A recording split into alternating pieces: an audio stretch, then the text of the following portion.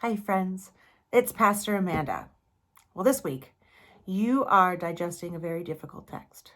An eye for an eye, a tooth for a tooth. Hard stuff. It actually made me think of a famous American story of two families. And I don't know if you've ever heard of these people, but they were called the Hatfields and the McCoys. They were two families who did not get along at all. And their feuds became famous. It was around the time of the American Civil War, so it was a long time ago. And legend has it that the feud began when a McCoy who lived in Kentucky accused one of the Hatfields who lived in West Virginia of stealing a hog. He accused the guy of stealing a hog, right? So this seems like a rather insignificant kind of thing, right? Oh, you stole my hog. However, the feelings over this allegation festered, and it ended up that one of the Hatfields got shot and was killed over a hog. Well, then when the Hatfield got shot, then the Hatfields started shooting at the McCoys, and the McCoys started shooting at the Hatfields. Over 10 years, 11 people in these families were killed. And when they weren't shooting at each other, they were arguing over timber rights, and they were even arguing over cemetery plots, who could be buried in places. It's an example of the cycle of retaliation and revenge, what it could look like in its most extreme cases, right? This cycle of this person hurts this person, so then they hit back and back and forth and back and forth. Well, the cycle never ends, right? There's no end to this sort of vicious cycle.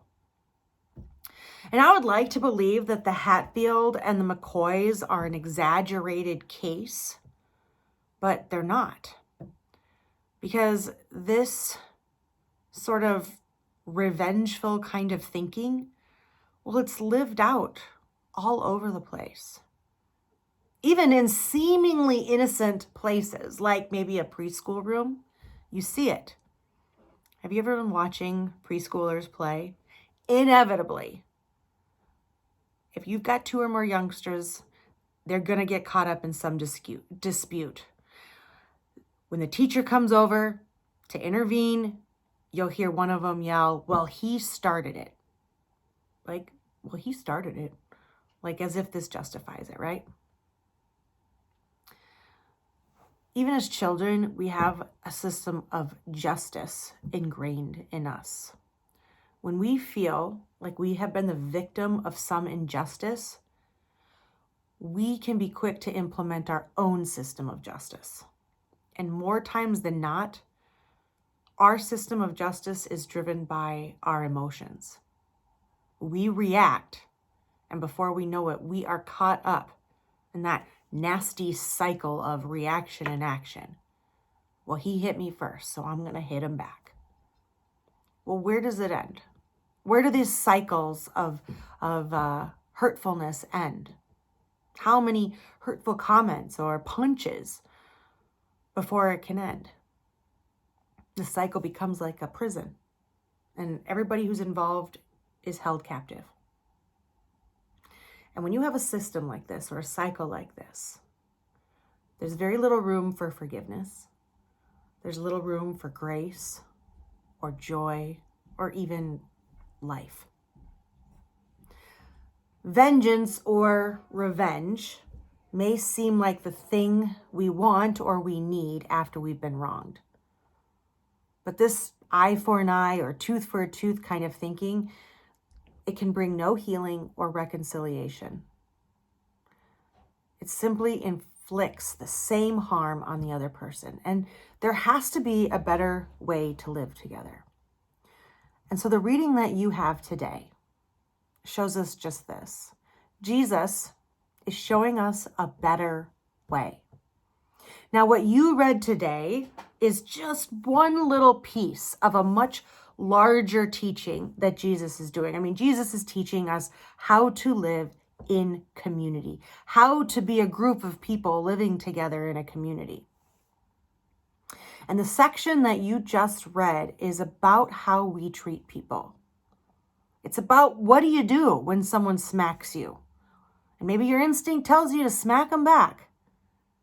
Yet Jesus reminds us that our response, no matter what comes our way, our response must come from love, no matter what.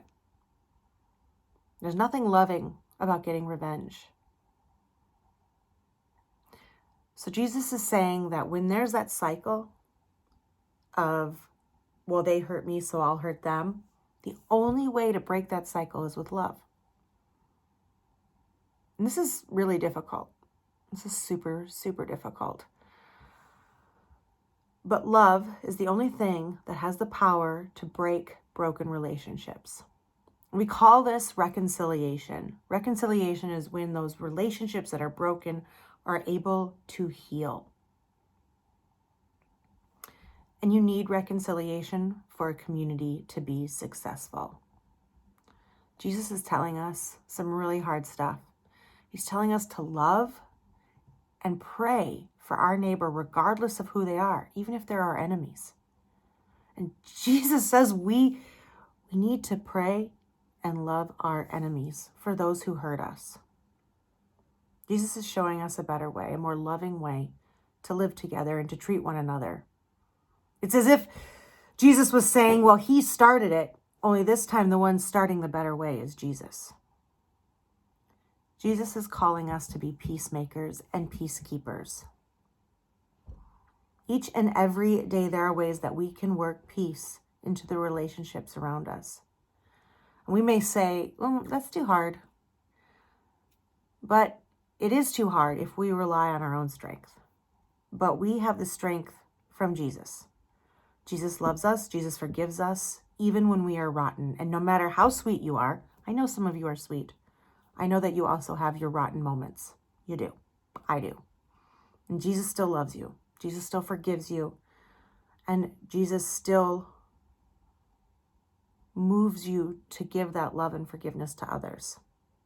When we hear the words at our baptism, you are a child of God, we are given this identity as peacekeepers.